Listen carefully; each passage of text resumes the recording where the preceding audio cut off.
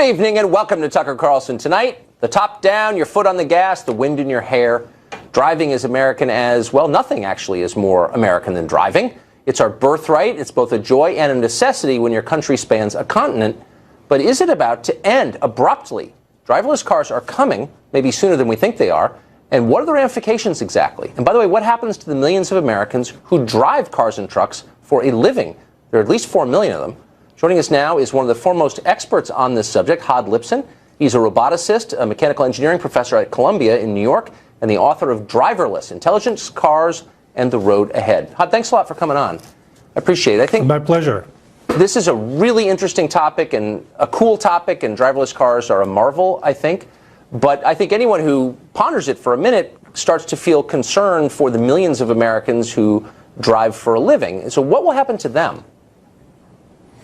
Well, I think there's you have to look at the big picture and realize that what we're about to experience is a transformation to transportation as a whole. So we're going to have a lot more cars being driven, a lot more traffic, and a lot more production of cars.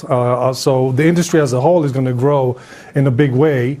We're going to have a lot more car manufacturing, a lot more mechanics jobs, a lot more jobs for maintenance of roads. So overall, yes, we're going to see, I think, an expansion. But it's true that some jobs are probably going to go away, not completely, and driving is one of them, for sure. Well, so that's not a small thing, though. I mean, this is not buggy whip manufacturing. According to the census, driving commercially, either delivery or trucks, is the single most common job in the majority of states. I think 29 out of 50 states. It's number one, and it's number two in a bunch of others. So this is a huge disruption of a massive part of the labor force. And I know you've thought a lot about the technology behind this. Who's thinking about what happens to those people? What exactly are they going to do you think? Well, you know, I agree with you. And part of the reason we wrote this book was to sort of get people to start thinking about driverless cars in a big way, to understand the ripple effect of this technology. It's not just technology itself. It's not just about to replace, cab drivers. It's really it has a ripple effect on the economy from lots of jobs, but also growth in many sectors of the job. So I think what's going to happen is that many of these drivers will have to start looking for other jobs. But unlike other transformations that involve the growth in, let's say, software industry at the expense of other industries, what we're going to see here is expansion of the entire industry. We're going to see a lot of more jobs in factories, in manufacturing cars, in taking care of roads and so forth. So I think overall it's going to be a net benefit, but there's going to be some adjustments to be made. Well, I mean, there are going to be massive adjustments, and I guess that's my concern. So a lot of people are thinking about this. A lot of for-profit companies are involved. The government is subsidizing it, as you know, both directly and in road maintenance. And the main point is, of course, to save on labor costs, because that's a huge part of the cost for a lot of these businesses. This is very much a market-driven idea. Who is sitting and thinking seriously about what these people are going to do? Or is it a kind of a faith-based assumption that they'll be fine and that other parts of the economy will expand and they'll be taken up there? I mean, is there anyone who's really plotting this out? Because it's happening soon, as you've pointed out. Yeah, I don't know if anybody has actually plotted out the precise path, but the assumption is, and I think it's going to happen, is that we're going to see overall a growth in the economy because of this. So it's a little bit like what the internet did for communication. What driverless cars are going to do for transportation is really expand the entire economy, allow a lot of new opportunities, new kinds of businesses that we enabled, and again, new kinds of manufacturing jobs. So overall, it's going to be an expansion. But I agree. I share your concern.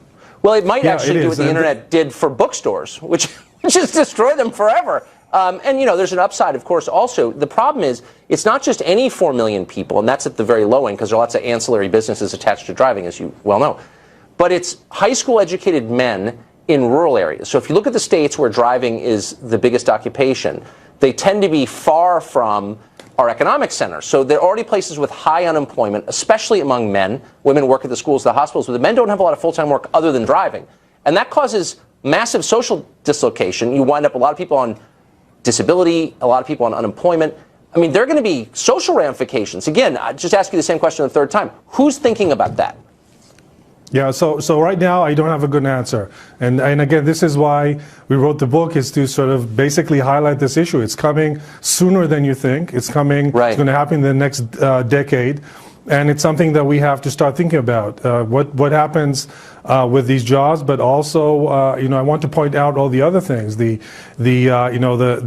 thousands of lives that are going to be saved, and again, the new economy that's going to grow out of it.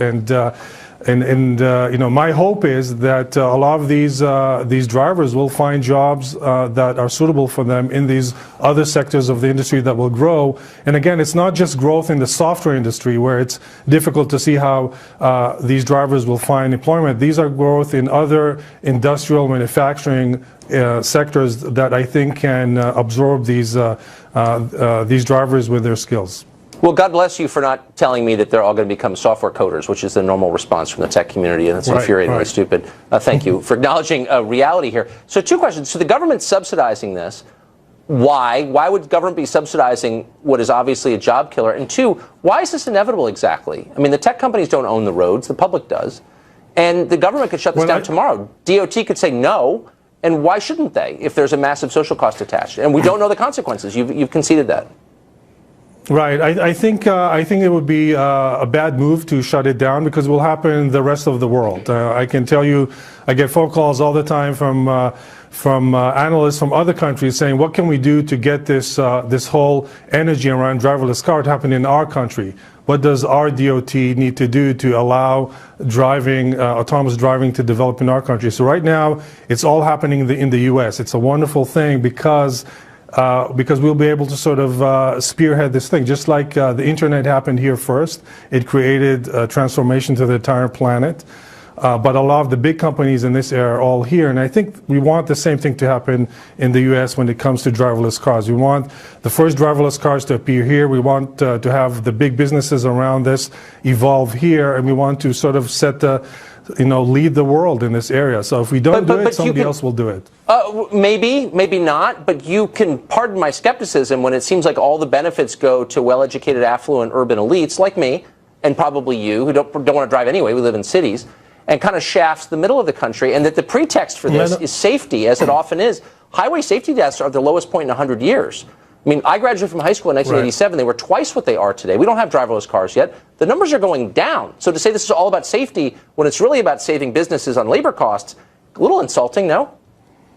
No. I think, first of all, last year the car fatalities went up by 8% because of distracted driving, and I think this will continue to go up. We have 30,000 fatalities a year in the U.S. That's a huge number. That's just fatalities, not counting people who can't think or walk after a car accident. So safety for sure is a good reason. But again, I'm pretty sure that the economy will grow once we have this transformation. We'll have new business models, we'll have decongested cities, we'll have a lot of people spend enormous amount of time commuting to work and back. Right. All that time could be saved. They can rest and maybe spend more time with the family when they come home instead of being exhausted. I mean, the benefits are tremendous. Now, it's true. Yeah, they might be. But wouldn't you also concede that people, when jobs leave your town, the death rate goes up from OxyContin ODs and cirrhosis and obesity and all the kinds of slow forms of suicide that accompany mass unemployment. So, that's not a concern too? No, it is a concern, and I think the bigger picture is what we're seeing is that artificial intelligence, automation, robotics is sort of taking away jobs in a more general pattern, not just in driving, but in factories. Yeah.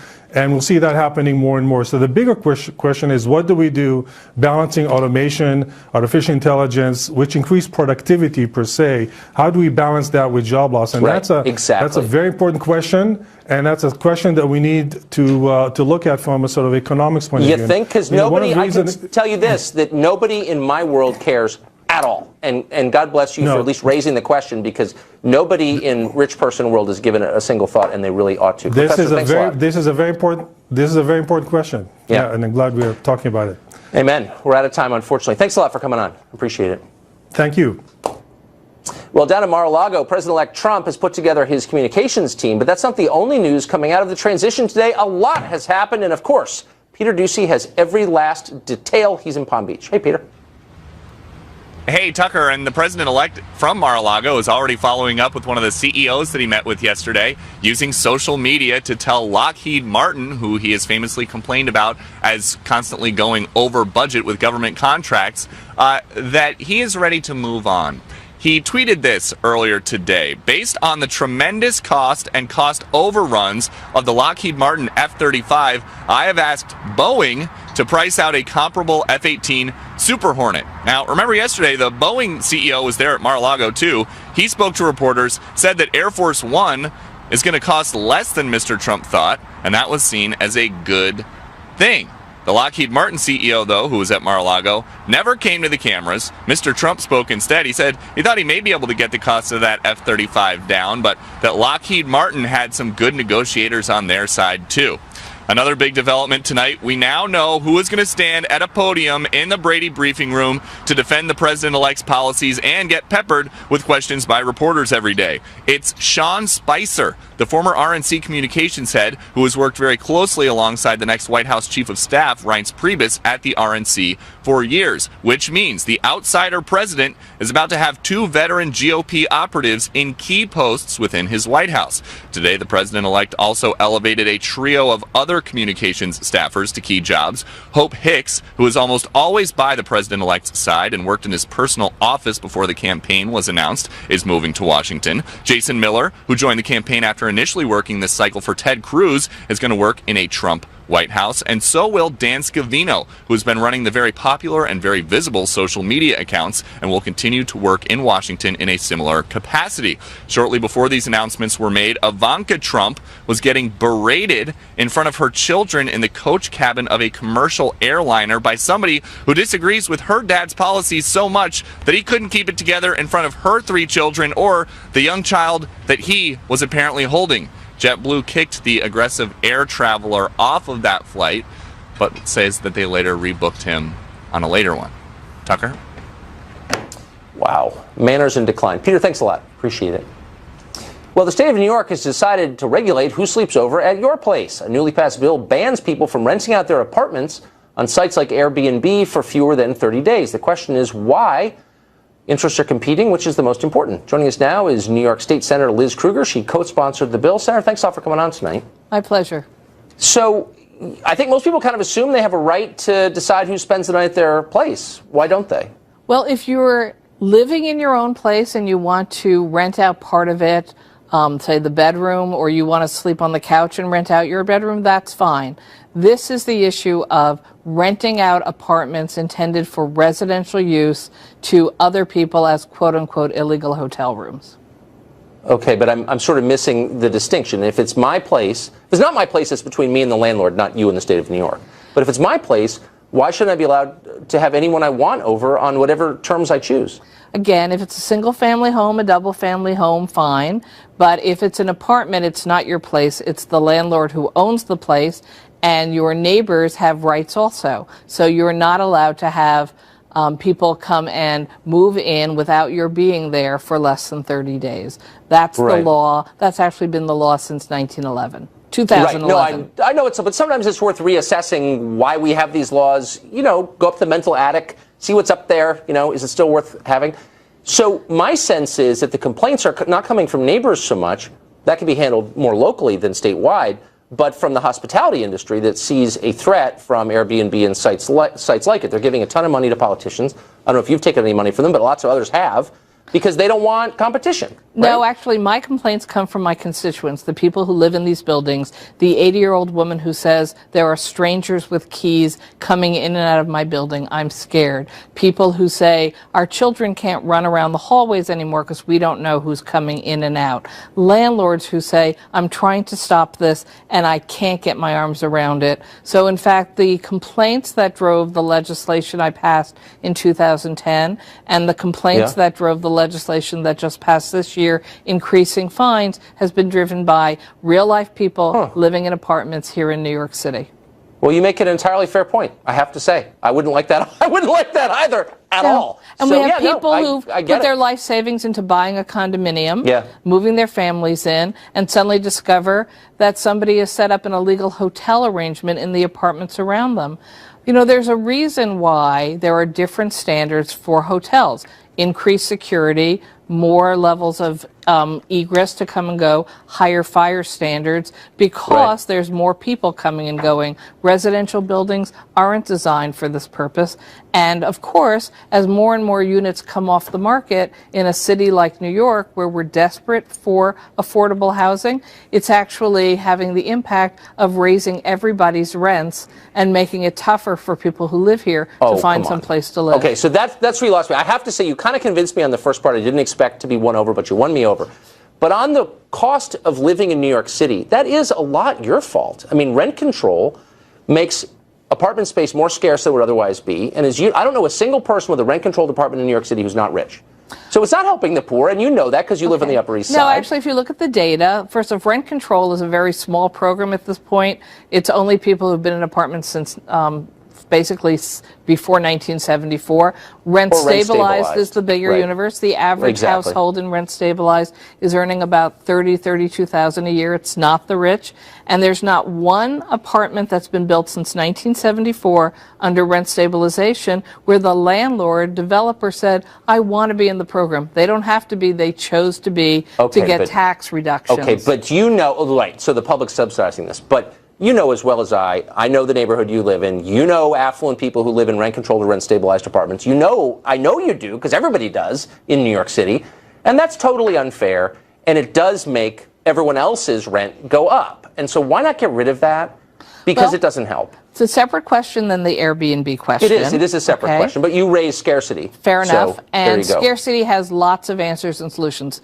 In a perfect world, would we have the model of rent regulation? No. But in a city where over 1 million people who would have nowhere else to go would actually end up losing their apartments if we did away with rent regulation, that's not an option for us. We need to preserve affordable housing, which includes not allowing Airbnb illegal hoteling to take apartments off the market. We need to try to build more affordable housing throughout the 5 boroughs, but none of this is going to get done overnight, and illegal hoteling is just making it worse. Yeah, and more jobs that aren't necessarily in finance or the service industry might help too. But you kind of got me. If I was living in an apartment building and all of a sudden there are a bunch of randoms with keys on the hallway, I wouldn't like it either. Senator, thanks for joining us. Thank you very much, That was interesting. Tucker.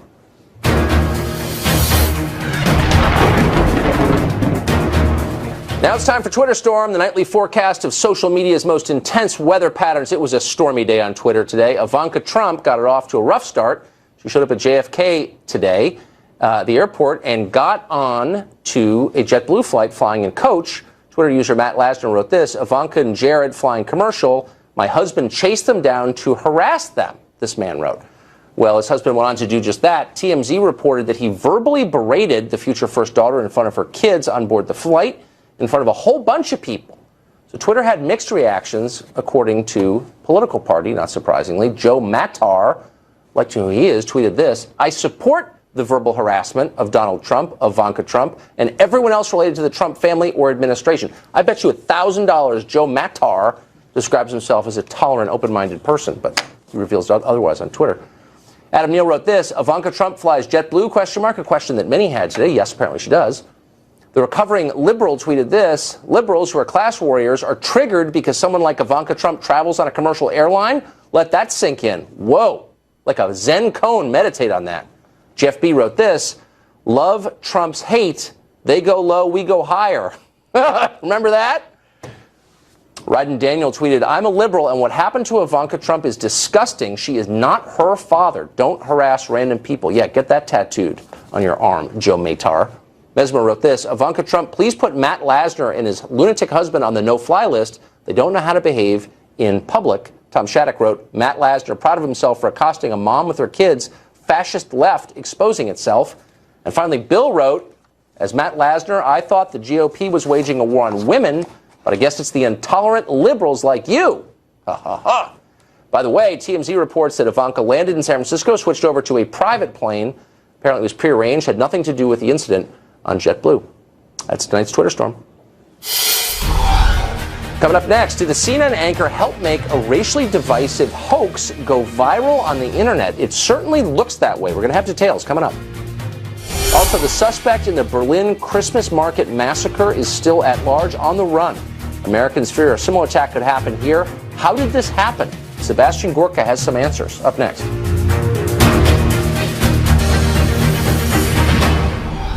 Well, a video went viral yesterday of two men being kicked off a Delta flight, allegedly for speaking in Arabic. That was their claim. There's some problems with the story, though. First up, one of the men is a YouTube prankster known for these types of pranks designed to show how racist Americans are. Another problem, Delta and other passengers on the plane dispute the story vehemently.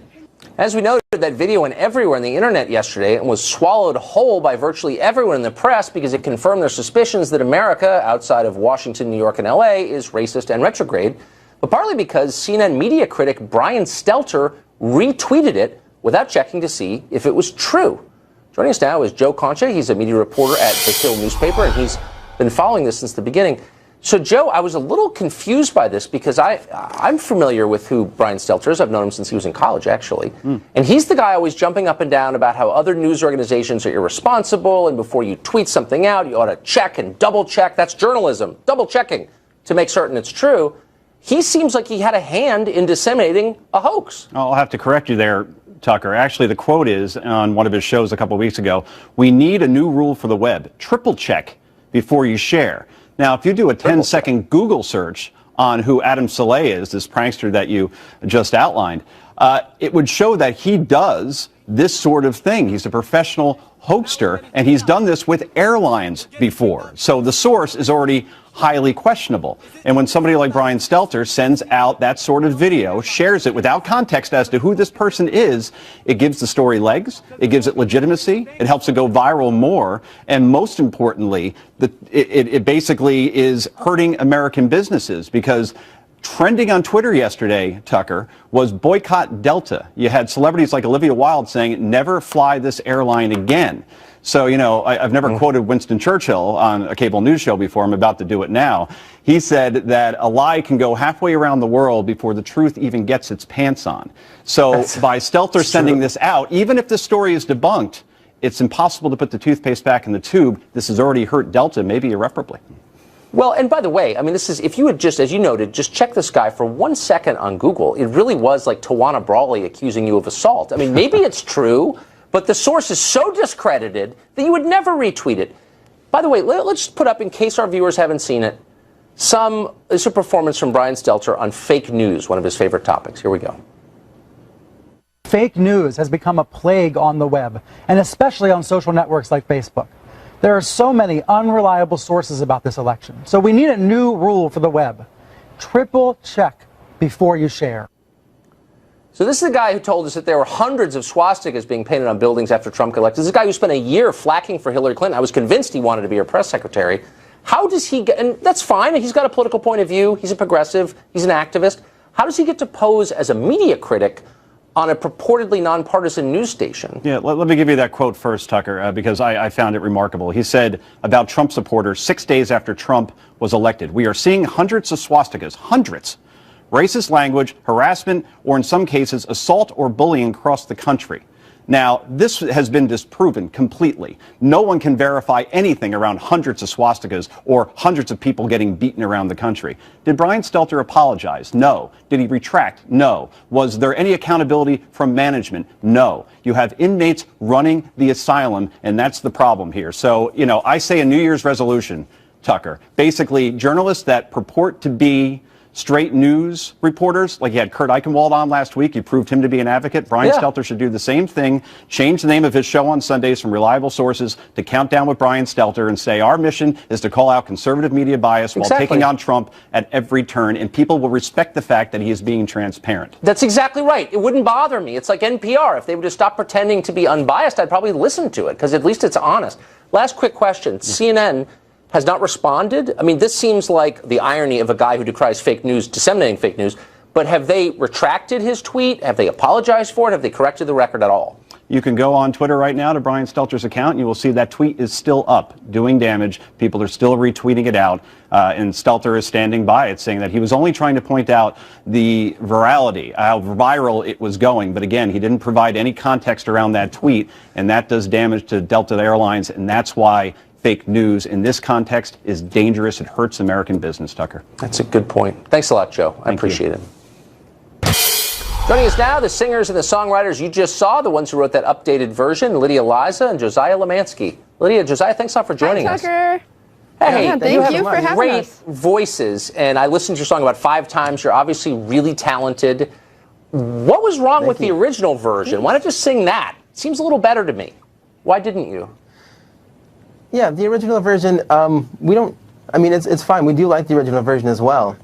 The thing is just that listening to it in our generation's context is definitely different from the 1940s context. Yeah. It sounds different to different ears. So what do you mean by that? Sounds different is not good in this case, I have the feeling. Or you wouldn't have rewritten it. Well, we rewrote it just as like a fun thing to do between us. Yeah. We weren't necessarily offended by the first version. We just were listening through it and we were like, that doesn't sound so great when you take all the music away and the history of it. Today it sounds pretty creepy. Pretty creepy. So, but I mean, you're young people. You live in the modern world. You hear hip hop and rap. I mean, explicit references to rape, encouragement to rape is really common in that music. Do you ever rewrite any of it? Yeah. Have you rewritten any Lil Wayne or anything?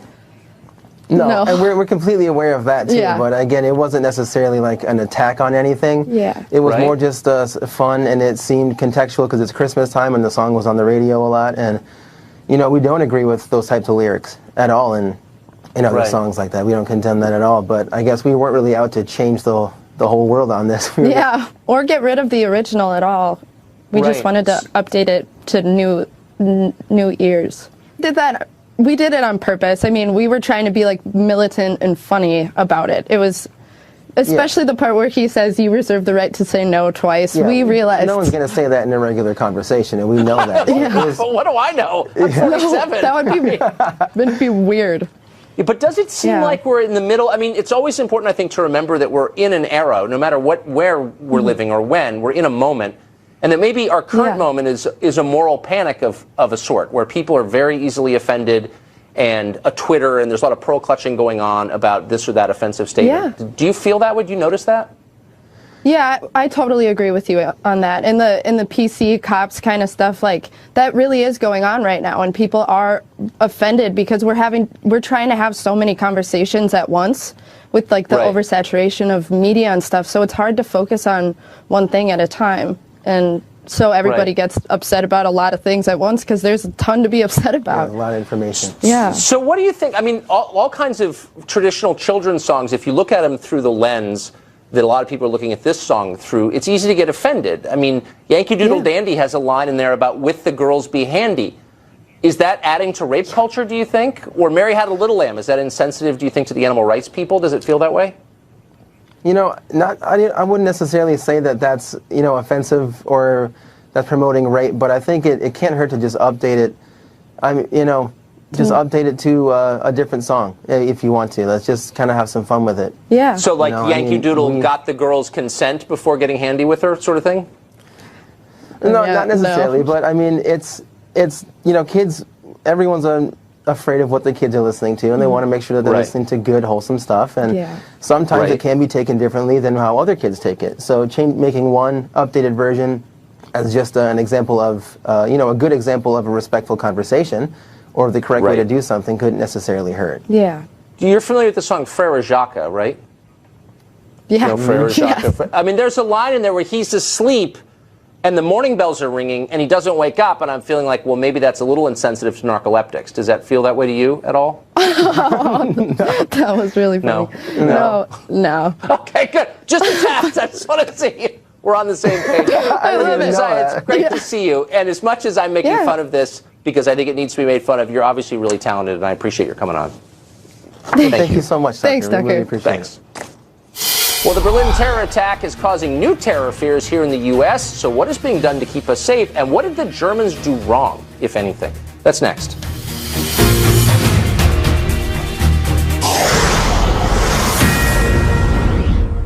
Fox News alert, a massive international manhunt still underway at this hour for the suspect who plowed a truck into a Berlin Christmas market, murdering 12 people and injuring dozens more, including 2 Americans.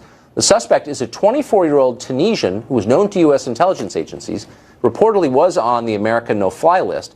The rampage is Germany's worst terror attack in decades and has reignited fears that similar attacks could happen throughout Europe and here in the United States. Here now is terror expert and author of Defeating Jihad, Sebastian Gorka. Dr. Gorka, thanks a lot for joining us. Absolutely, Tucker. So how did this happen? What's the macro answer to that? How did it happen? It's not the police. Right. It's the politicians. The security services knew this guy was a bad guy. That's why he's on our list to no fly. Yes.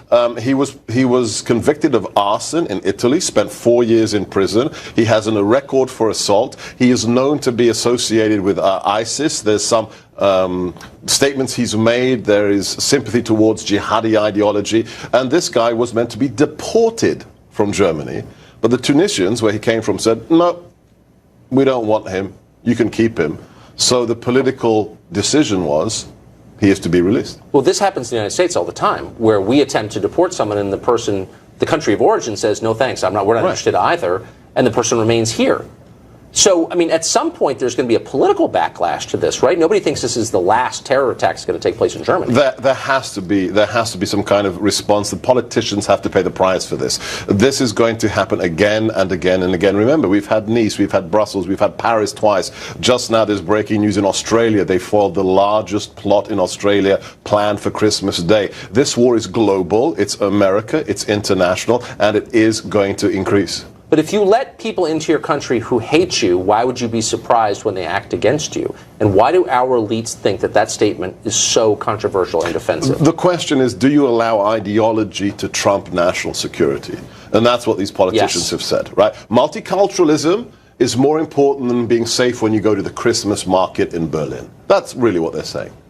And there's no evidence the public agrees in any country. No, I mean, look, Brexit, in my opinion, is a response to this. The Trump train is a response to this. We reject multiculturalism and moral relativism. We want to have sovereignty. We want to have borders. The wall is an expression of common sense national security measures. That's right.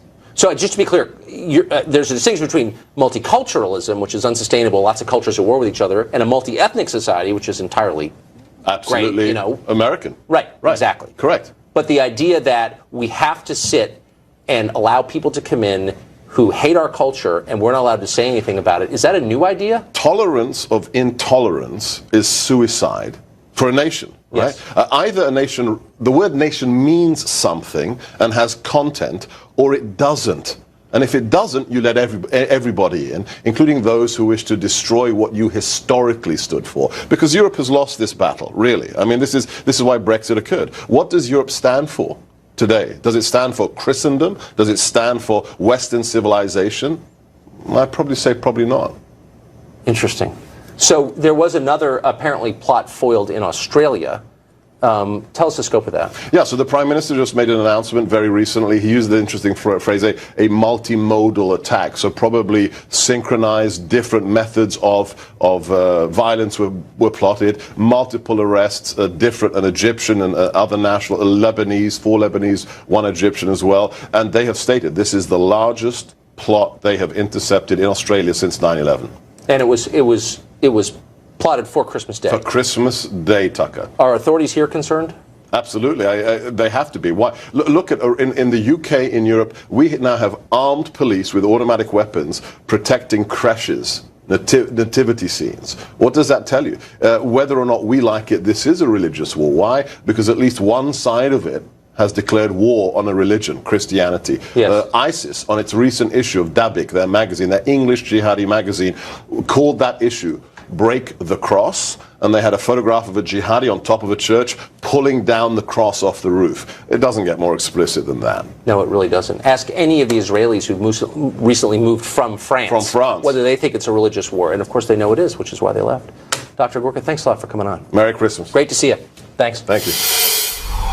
Well, you've seen correspondent Mike Tobin for years out on the streets during protests, but did you know he'd much rather be on the top of a mountain? How do you know that? Because he just was on the top of the tallest mountain in the Americas. He has survived. He joins us in the Friend Zone next.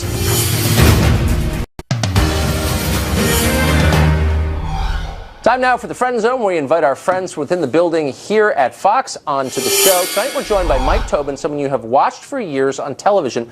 He's in our Chicago bureau. I know Mike. I had no idea what an amazing and very accomplished outdoorsman he is. You just climbed one of the tallest mountains in the world. I can't pronounce it. It's in Argentina. It's the tallest mountain in the Americas. Aconcagua. It's the tallest mountain in the Americas, highest peak outside of the Himalayas. So I looked it up. It's known to the locals as the Mountain of Death because so many people have died on it, 90 people, including a bunch of Americans pretty recently. What's it like? Well, there is a whole graveyard down at the bottom for people who didn't take the mountain seriously. And mountaineers and people around climbing generally do tend to give pretty dramatic names to the different mountains. When I climbed the Eiger, you had to climb up Murder Face and climb past the Death Bivouac. This particular mountain is not that technically challenging in terms of there's not a lot of vertical drop, but what you have is severe altitude. You get up to just about 23,000 feet by the end. So you start thinking about cruising altitude of jets, and you're getting pretty close. So what you're really battling with is acclimatization, and that's particularly why I chose this mountain. I wanted to go see how my body did above 20,000 feet. And so far, so good. It worked out pretty well. I climbed with a guy named Gaspar Navarrete. He was strong as a bull moose, and we knocked out the summit. We burned all of our bad weather days. The mountain threw everything at us that it possibly could. We had windstorms, snowstorms, avalanches, everything but flying monkeys. But we were able to summit on our last possible day. So at 23,000 feet, people die and have died, a number of them on that mountain, from pulmonary or cerebral edema, from not handling the altitude. You can't really know, can you, whether that's going to hit you? Well, you can try to do things smart by going gradually into the altitude. And also what I did ahead of time, I've got this weirdo Michael Jackson-ish tent that was delivered to my house, and we started reducing the oxygen in my bed about the month before I went to climb and got up to about 12,000 feet, and then we went up to base camp at 14,000 feet. I really didn't have many problems with the altitude, and part of the effect of the bad weather is we got pinned down in certain camps, and that slowed down our progress and more gradually introduced me to the altitude on this climb. I don't mean to laugh at you because I know it's serious and you could die if you screwed it up, but you set up an oxygen deprivation tent in your apartment? Well, my house, yeah, but my girlfriend called it the Michael Jackson tent. Well, the neighbors, they don't come into the bedroom. And my girlfriend thought it was weird, and she poked a lot of fun at me. But essentially, what you do is you force poor quality oxygen into your bed while you're sleeping, and that makes your body start kicking out red blood cells. The interesting thing is now that I'm back at a regular altitude, it's kind of hard to breathe. The air feels a little bit oppressive. I got so used to the extreme altitude, and when you come back, you think you'd be supercharged. It would be like blood doping. Yeah, it's kind of the opposite. Right now, I get to the top of the stairs, and I'm a little bit winded. Wow. So it's like living in Beijing in that tent. Is that a Fox flag you've got on the peak? Yeah, what a profound company suck-up I am, huh? It's interesting that I sucked up that hard, and you're the guy who gets the primetime show, huh? I'd be dead if I attempted that. Mike Tobin, that is so impressive and so cool that you did that. I'm not coming with you on your next adventure, but I'm impressed that you did it. Thanks a lot for coming on. Well, thank you, and I'm glad to be on your show when it's not such heavy content all the time. And congratulations on getting your show. This is the after dinner mint, man. This is the happy part. Good to see you. There you go. All right, pal. See ya. Well, coming up, we wanted to know what the most pompous thing you heard lately was. Your answers are pouring in on Twitter. At Tucker Carlson is the address. Tucker Carlson Tonight at foxnews.com is our email. We'll read the best. There's a lot to choose from in this increasingly pompous world. Stay tuned.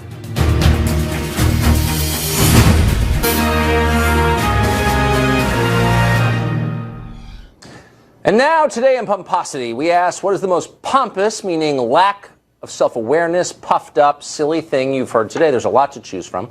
We got this tweet. What will the White House Correspondents' Dinner look like under President Trump? Reporters are beginning to worry. That's a tweet from the Poynter Institute. Reporters are actually worrying about the White House Correspondents' Dinner, if you can imagine. Ellen Wilder wrote this. Let me check with CNN, and I'll get back to you. Maybe the Brian Stelter program. Kyle Borgman wrote, ex-girlfriend once said that pumpkin-spiced lattes are a symbol of white privilege. Ooh, so we need to find a new girlfriend, perhaps.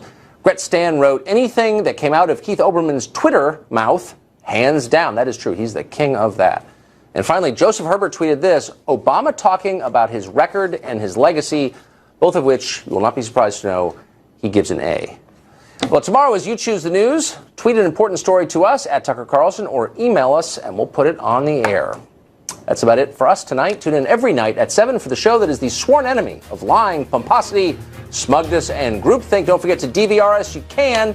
The O'Reilly Factor is up next. Don't miss that. Great show. See you tomorrow.